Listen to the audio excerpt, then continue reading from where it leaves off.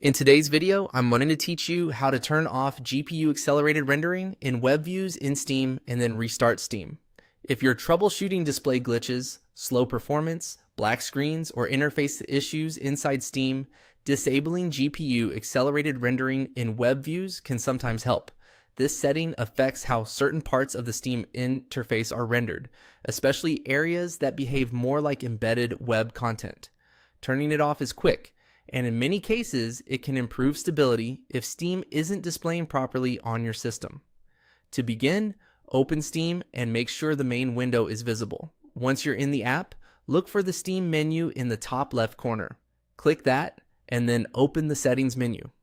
This is where Steam keeps most of its client preferences, including interface and performance-related options.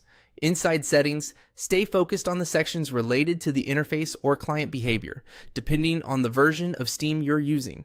Look for the option called Enable GPU Accelerated Rendering in Web Views.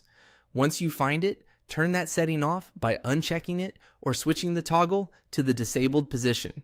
This tells Steam to stop using your graphics processor for those web-based interface elements and instead rely on a different rendering method.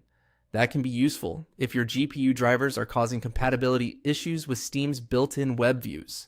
After disabling the setting, the change may not fully take effect until Steam is restarted.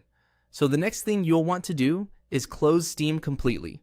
Don't just close the window if Steam normally keeps running in the background. Make sure the application is fully exited. You can usually do this by returning to the Steam menu and choosing the option to exit the app. Once Steam has closed, wait a moment, then launch it again like you normally would. Restarting the client allows Steam to reload with the updated setting applied. After it opens, you can check whether the issue you were experiencing has improved. If things look better, then the setting change likely helped. If not, at least you've ruled out one common cause of web view related problems inside Steam.